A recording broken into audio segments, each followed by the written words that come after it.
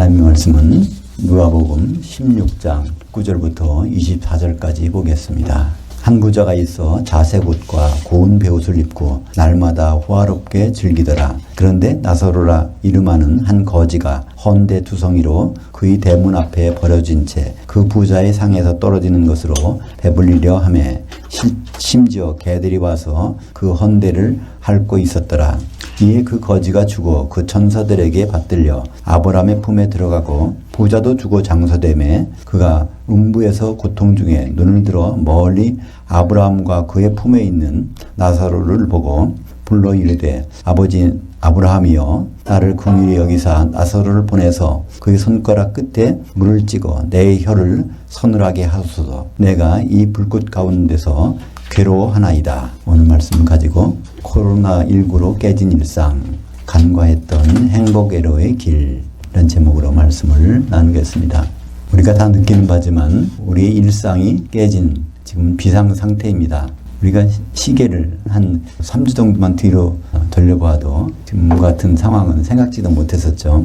언제 어디서든지 이 코로나19에 감염될지도 모르고 또 자기도 모르는 사이에 자기가 그 감염원이 될 수 있다는 생각 때문에 서로 접촉을 피하게 되고 그러다 보니까 사회적인 공동 활동이 자의반 타의반 통제되고 있는 것이 사실입니다. 국내 첫 확진자가 지난 1월 20일에 나왔고요. 근데 벌써 한 49일째 되는데 이렇게 되니까 갑자기 변한 일상 때문에 모든 분들이 불안과 피로를 느끼고 심지어 우울감과 무력감에 넘치기도 합니다. 오늘은 2000년 전에 예수님이 소개한 두 사람의 인생에 대해서 한번 살펴보기를 원합니다. 오늘 본문의 말씀대로 본문에는 두 사람이 나옵니다. 부자와 거지 나사로. 근데 부자는 이름이 밝혀지지 않고 나사로, 거지는 이름이 밝혀졌습니다. 익명의 부자는 자색 옷과 고운 베옷을 입은 것을 보아 부자일 뿐 아니라 높은 지위를 있었던 것을 알 수 있습니다. 더욱이 날마다 호화로운 잔치를 벌였다고 하니까 이 사람은 무척 건강한 사람이었을 것입니다. 우리가 그건 쉽게 짐작할 수 있죠. 잔치를 벌린다는 것은 그 굉장히 피곤한 일이죠. 사람을 만나야 되고 준비해야 되고 그것을 날마다 할 수 있는 체력이 있었다는 것은 그 사람이 돈도 있고 지위도 있었지만 건강도 문제가 없었다는 것을 알 수 있습니다. 그는 결국 죽어서 음부에 가 있는 것을 알게 됩니다. 호화롭게 즐기던 그 일상이 깨지지 않은 채로 지속되다가 이제 음부에 간 것입니다. 그래서 그가 음부에 가서 하는 말이 있습니다. 누가복음 16장 28절에 보면 내 형제 다섯이 있으니 그들에게 증언하게 하여 그들로 이 고통받는 곳에 오지 않게 하소서. 웬만하면 그럴 거잖아요. 형제들이 보고 싶어서 한 번만이라도 봤으면 좋겠다. 근데 절대로 이곳에 오면 안 된다는 겁니다. 그것을 이 사람은 깨닫지 못했던 것이죠. 한 번이라도 그 일상이 변화가 있었다면 건강에 이상이 있든지 또는 재물에 이상이 있든지 뭐 이상이 있었다면 한 번은 일상에서 벗어날 기회가 있을 텐데 그는 너무나 모든 게 순탄해서 그 결과 그는 음부에 가게 된 것을 볼 수 있습니다. 한편 나사로의 일상은 어땠습니까? 누가복음 16장 20절과 21절에 보면 그런데 나사로라 이름하는 한 거지가 헌데투성이로 그의 대문 앞에 버려진 채 그 부자의 상에서 떨어지는 것으로 배불리려 하매 심지어 개들이 와서 그 헌데를 핥더라. 그는 태어날 때부터 거지나 태어날 때부터 환자로 태어난 것은 아닙니다. 인생에 어떤 질곡을 겪었는지 여기서 소개되는 상태는 거지고 환자로 있는 상태입니다. 병이라는 것은 영양 상태 부족하면 점점 악화되는 것입니다. 그러니까 이 사람이 하루하루는 다른 사람 보기에도 아슬아슬했을 것입니다. 그 잔치집에 날마다 입장하는 사람들을 보면 아직도 죽지 않았네, 아직도 저런 상태인가, 언제 죽을지 모르는 그런 상황에서 이 사람은 지냈을 것입니다. 나사로의 내면적으로는 어떤 생각을 하고 어떤 일상을 가졌는지를 알 수 있는 그 단서가 오늘 성경 본문에 기록되어 있습니다. 누가복음 16장 22절에 보면 이에 그 거지가 죽어 그 천사들에게 받들려 아브라함의 품에 들어가고, 여기 보면 부자는 죽어서 그냥 음부에 갔는데 나사로는 죽었을 때 천사들이 동원됐어요. 천사들이라는 말 앞에는 정관사가 붙어 있습니다. 나사로를 담당하는 천사들이 있었다는 얘기죠. 히브리서 1장 14절에 보면 모든 천사들은 하나님이 부리는 영들로서 구원받을 상속자를 도와주라고 보내신 것이 아니냐. 그러니까 이 천사들은 그 죽는 순간에만 있었던 것이 아니라 항상 나사로 가운데서 그를 도와주고 격려하고 위로하고 있었던 것을 알 수 있습니다. 근데 이 나사로는 어떤 사람입니까? 영적으로는 거듭난 사람이죠. 구원받을 상속자를 도우라고 천사가 보내지는 것이니까 천사가 동원됐다는 얘기는 나사로가 죽기 전에 이미 구원을 받았다는 얘기입니다. 구원받은 사람, 다시 말하면 영적으로 거듭난 상태이죠. 영적으로 거듭난 사람은 자기 자신을 거듭났는지 안 났는지를 알까요? 모를까요?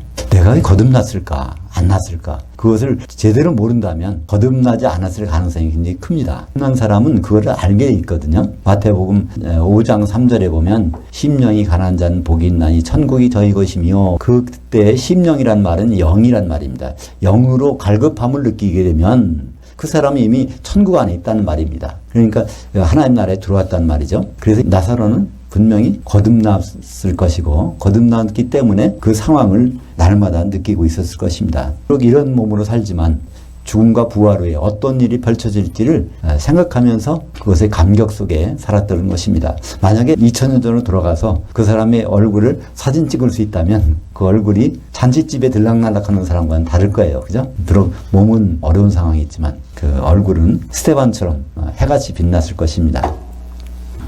그것은 바로 그가 거듭난 상태에서 세상을 살았던 것을 말씀하고 있는 것입니다. 오늘 본문에 나오는 아브라함의 품은 요한계시록에서는 사망이라고 부릅니다. 또 이 부자가 들어간 음부는 마찬가지로 요한계시록에서 음부라고 부르죠. 아브라함의 품은 그러니까 구약시대 때 믿음을 가지고 죽은 사람이, 거듭난 사람이 가는 곳입니다. 그래서 아브라함의 품이라는 얘기는 아브라함이 있는 곳에 갔다는 얘기지 아브라함 자손들이만 갔다는 얘기는 아닙니다. 아브라함 이전에도 믿음의 사람들이 많이 있었잖아요. 히브리서의 11장에 소개되는 사람들, 아브라함 품이, 거기에는 아브라함도 있지만 가인의 동생 아벨도 있을 것이고 에녹도 있을 것이고 노아도 있을 것이고 그 사람들이 있는 곳이 아브라함의 품입니다.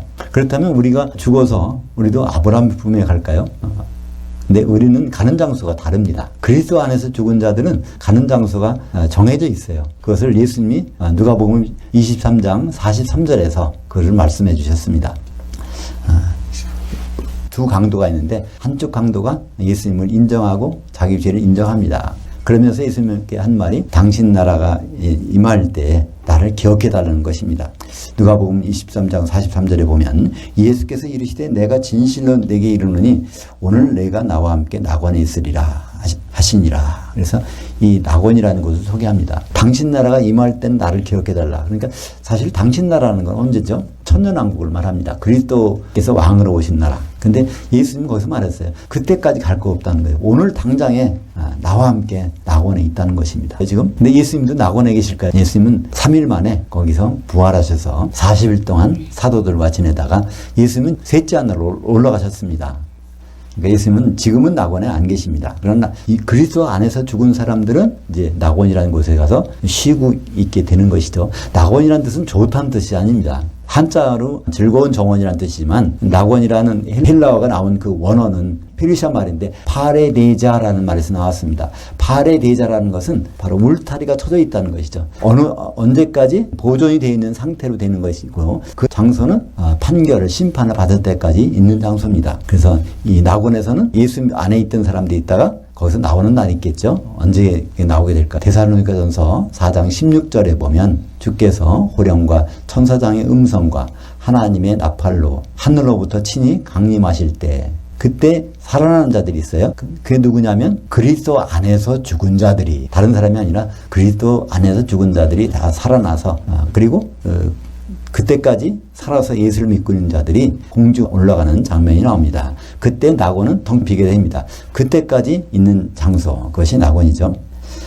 죽음 후에 펼쳐질 시간과 공간에 대해서 정확히 알 수 있다면 또 그 마지막 그 끝에 있는 백보자 심판의 광경을 제대로 볼 수 있다면 우리가 이 땅에서 무슨 일을 만나도 우리는 당황하지 않고 후회 없는 삶을 살 수가 있을 것입니다.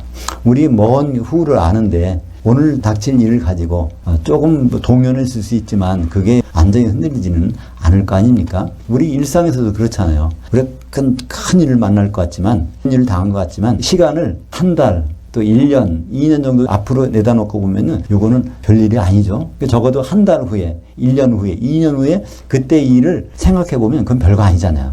그 당하는 순간에 참 힘들 뿐이죠. 마찬가지로 우리가 그래서 멀리 우리가 가는 길을 미리 가서 보고 다시 현재로 와서 우리가 살 수 있다면 모든 문제들을 슬기롭게 대처할 수 있을 것입니다. 죽은 후에 우리의 삶이 어떻게 될까? 그 전개되는 그 종점에서 다시 돌아오는 방법. 그렇다면 주님 오셔서 천년왕국 후에 그다음에 백보자 심판 그 자리에 세상 모든 것이 마감되는 그리고 새로운 세상이 시작되기 전에 그 시점으로 한번 우리가 가볼까요? 요한계시록 20장 11절을 보겠습니다. 또 내가 크고 흰 보좌와 그 위에 앉으신 이를 보니 땅과 하늘이 그 앞에서 피하여 간데 없더라. 그러니까 요한이 보고 있는 하늘 땅입니다. 그러니까 이 세상이죠. 이 세상이 다 없어진 상황에서 이제 공중에 거기에 하얀 보좌, 백보자의 심판대가 펼쳐진 장면이 나옵니다. 거기에는 심판받는 사람들이 있어요. 그 사람 누굴까요? 요한계시록 20장 13절에 그 바다가 그 가운데서 죽은 자들 내주고 또 사망과 음부도 그 가운데서 죽은 자를 내주매 각 사람이 자기 행위대로 심판을 받고 그래서 세 군데서 죽은 사람들이 부활하는 장면을 보여주고 있습니다. 바다와 사망과 음부에서 죽은 자들이 심판받기 위해 나오는 것을 볼 수 있습니다. 여기서 사방이라는 것은 무엇일까요? 우리가 봤던 대로 아브라함의 품을 여기서는 사망이라고 소개하고 있습니다. 사망은 어떤 행위도 나타내지만 어떤 장소도 나타냅니다. 영적인 장소, 구약의 믿음의 사람들이 죽어서 가는 곳. 아브라함이 있는 곳이 바로 그 사망이죠. 그러니까 예수님이 하나님을 소개할 때 이렇게 소개합니다. 아브라함의 하나님, 이삭의 하나님, 야곱의 하나님, 그리고 산자의 하나님이라고 말씀하세요. 하나님은 한ten 살아있는 자의 하나님이라는 겁니다. 그렇다는 게 무슨 얘기일까요?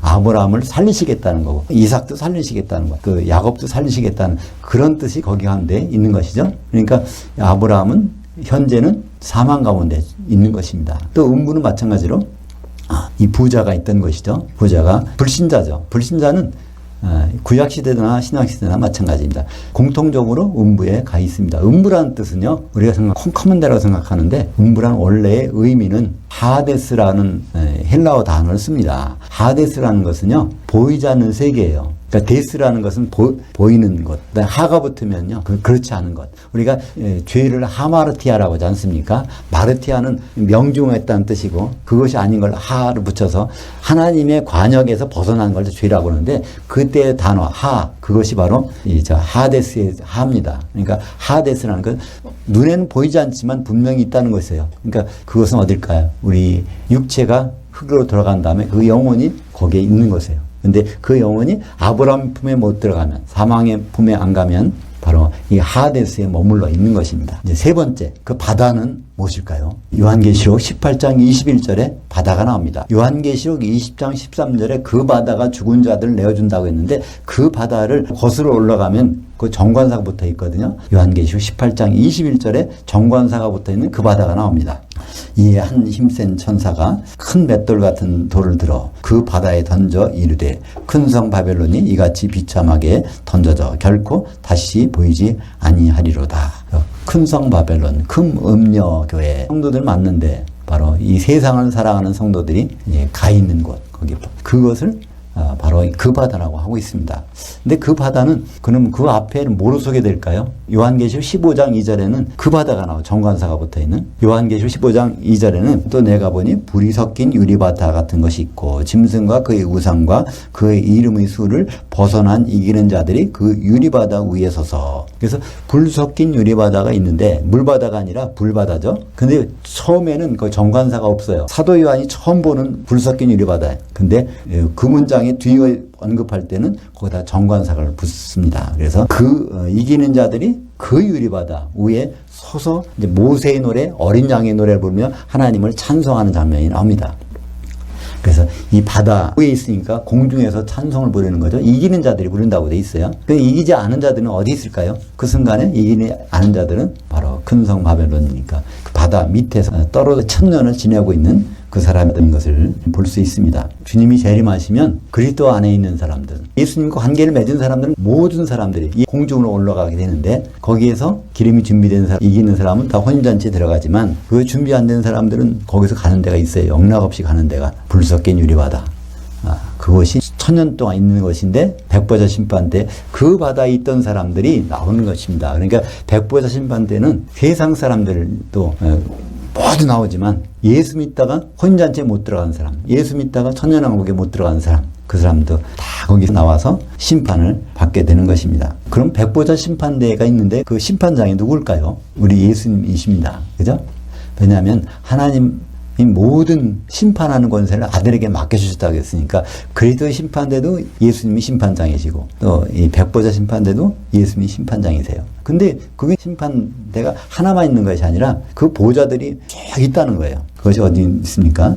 요한계시록 20장 4절에 보니까 또 내가 그 보좌들을 보니 거기 앉은 자들이 있어 심판하는 권세를 받았더라. 그들이 1000년 동안 살아서 그리스도와 더불어 왕노릇 했었나니 천년왕국에서 왕노릇 하는 사람들이 이제는 백보자 심판대 심판관으로 쭉 앉아 있다는 거예요. 그러니까 그 심판관은 누굴까요? 천년왕국에 와서 왕노릇 하는 사람들은 혼인잔치에 들어간 사람들이죠. 그러니까 기름을 준비한 사람들인 걸 알 수 있죠. 그러니까 이기는 자들로서 거기에서 왕노릇 하던 성도들인 것을 알 수 있습니다. 우리는 환경이 바뀌면 두려움이 앞서게 되죠. 두려움 중에서 가장 큰 두려움은 뭘까요? 죽음이라는 두려움은 누구나 부인하지 못할 것입니다. 근데 죽음이 끝이 아니라는 것을 알 때 우리는 더 큰 두려움을 느낄 수 있습니다. 히브리서 9장 27절에 보면 한 번 죽는 것은 사람에게 정해진 일이요.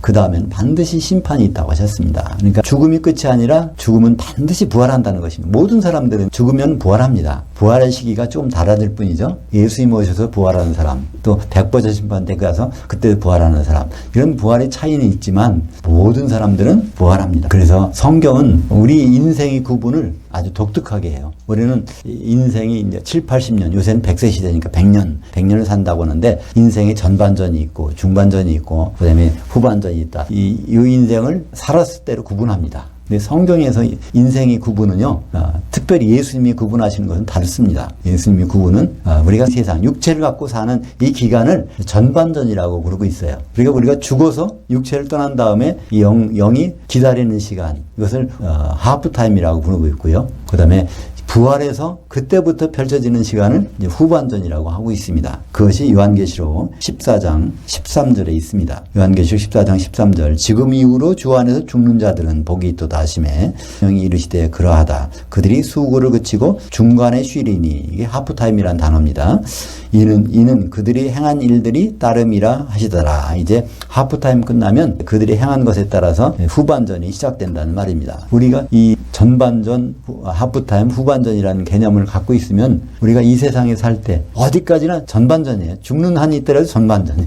그게 얼마나 위로가 됩니까? 주님이 준비하시는 하프타임, 그 다음에 후반전까지를 생각하고 지금 살고 있다면 우리의 삶이 좀 달라지지 않을까요? 세상에 존재했던 모든 사람들은 이제 다 부활하게 됩니다. 결국은 백보자 심판대에서 다 만나게 되죠. 그날에 바다와 사망과 음부에서 나오는 사람들 부활했다고 할렐루야 끝이 아닙니다. 거기에서 심판받는데 그 기준이 뭡니까? 생명책이 이름이 있느냐 없느냐에 따라서 심판을 받습니다. 어떤 분이 저한테 질문하더라고요. 백보자 심판대에서 심판받는 거하고 그리스도의 심판대에서 심판받는 거의 차이점이 뭔가? 분명히 차이점이 있습니다. 그죠? 예수님이 재림하셔서 그리스도인들이 심판받는 것은요, 생명책과는 관계없어요. 생명책에 이름이 없나 있나를 보지 않습니다. 그것은 뭘 보죠?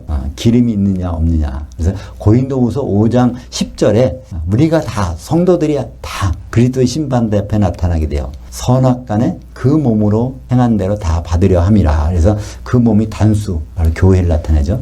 그리스도의 몸에 대해서 선한 역할을 했느냐, 그리스도의 몸에 대해서 악한 역할을 했느냐에 따라서 달라지는데 그리스도의 몸이 이루어지려면 뭐가 필요하죠? 성령의 기름이 필요합니다. 그래서 그리스도의 심판대 기준은 성령의 기름이고 백보자 심판대에서는 기름이 있나 없나를 볼 필요가 없어요. 왜 그렇죠? 거기서는 신부 준비된 거를 심판할 필요가 없잖아요. 이미 신부된 사람들이 천년왕국에 들어가서 심판관으로 앉아 있는데 그때 심판받는 사람들에게 기름이 있나 없나를 볼 필요는 없어요. 그때 이제 거기서 보는 것은 생명책에 이름이 있나 없나를 보는 것입니다.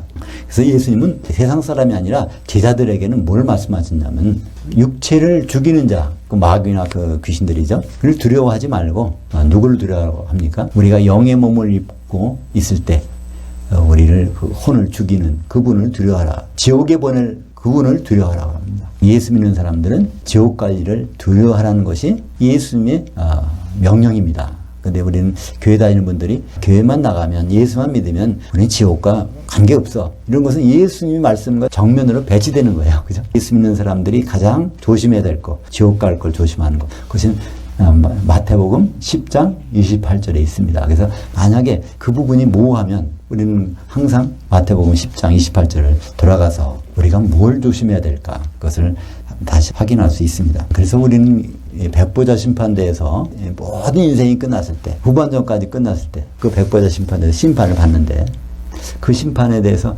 전혀 개의치 않고 두렵지 않으려면 어떻게 해야 되겠습니까? 생명책 이름이 있나 없나 맨날 그걸 확인해보고 생명책 이름이 있어야 되니까. 근데 가장 안전한 길이 있어요. 백보자 심판을 받지 않는 길이 있어요. 그건 무슨 길일까요? 심판관의 자리에 앉으면 되잖아요. 그죠? 심판하는 자리에 앉으면 백보자 심판대에서 심판받을 일이 전혀 없는 것입니다.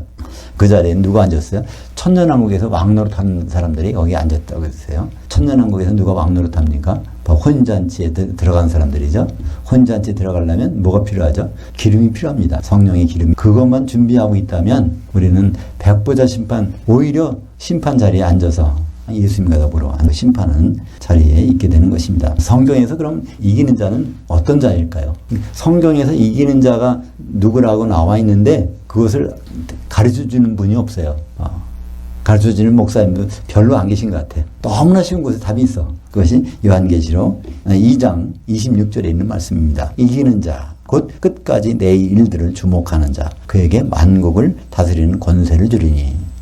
이기는 자는 끝까지 예수님의 일들을 지켜보는 자입니다. 그러면 우리가 여기서 뭐를 해야 될까요? 우리가 기도를 열심히 해야 될까요? 성경을 많이 봐야 될까요? 봉사를 많이 해야 될까요? 끝까지 예수님의 일들을 지켜보려면 예수님이 남은 일이 뭔지를 우리는 생각해 볼 필요가 있습니다. 예수님이 이미 십자가를 지셨어요. 죽고 부활하셨습니까? 예수님이 남은 일은 뭐가 있을까요? 이제 어린 양으로 혼인하시는 일이 남았습니다. 예수님의 어린 양의 아내가 어떻게 될까 알면은 우리가 준비해야 하는 일이 거기에 나와 있는 것이죠. 이기는 자란 예수님의 혼인에 참여하는 자가 되겠죠. 예수님의 아내가 되는 자. 그 자들이 이기는 자입니다. 그러니까 이기는 자는 이 세상에서 쓰러지고 심지어 죽을 수도 있어요. 이 세상에서 마귀가 대적해서 죽을 수도 있어요. 그러나 하나님이 판단하실 때, 이기는 자라고 판단하실 때는 뭘 보시냐면 얘가 예수님에 대해서 준비했구나. 예수님 만날 준비를 하고 있구나. 이것을 가지고 판단하시는 것입니다. 코로나19를 통해서 우리가 일상이 완전 깨져 있어서 무력하고 우울하고 참 힘들죠. 나만 그런 게 아니라 모든 사람이 그러니까 그러나 이 상황에서 오히려 우리가 생각을 바꿔서 지금까지 생각했던 익숙했던 일상의 것을 생각하는 것이 아니라 우리가 한 번도 생각해보지 않은 것을 다시 한번 생각한다면 바로 거지 나사로가 그런 고통 중에, 역경 중에 그의 얼굴이 빌렸을 것처럼 우리도 그런 길을 생각해 보는 것이 활력을 줄 것입니다. 이기는 자, 그 성경 속에 감춰져 있던 아무도 일러주지 않았던 사실은 이기는 자 이것을요 우리가 성경을 보면 이게 잘 몰라요. 성경 찾아서 이 요한계시록 2장 26절 보세요. 이기는 자와 끝까지 내 일을 지키는 자는 이렇게 나오니까 이기는 자의 뜻이 어디 있는지 모르게 되어 있습니다. 성경을 100번 읽어도 이기는 자의 뜻을 알 수가 없어요. 근데 그것은 번역이 잘못돼서 그렇습니다. 제대로 된 번역이라면 이기는 자는 곧 이런 자니라 하면서 바로 예수님의 일들을 끝까지 지켜보는 자라. 그래서 그럼 그것만 안다면 우리가 이기는 자가 되는 것은 굉장히 쉽습니다. 그리고 이기는 자가 된다는 것을 알고 있다면 우리의 종착역을 알고 있는 것이니까 지금 중간에 어디를 약간 비켜서 가고 우회하고 갈지라도 그 마지막에 가 있는 것은 확실하지 않습니까? 그래서 오히려 부자는 그 일상이 깨어지지 않아서 불행한 결과를 맞았지만 나사로는 그 일생이 깨어짐으로 말미암아 그는 구원받은 그런 상태로 살았던 것을 기억합니다. 우리도 우리의 일상이 한번 깨어지는 순간을 맛보면서 오히려 좋은 기회를 가졌으면 좋겠습니다. 기도하겠습니다.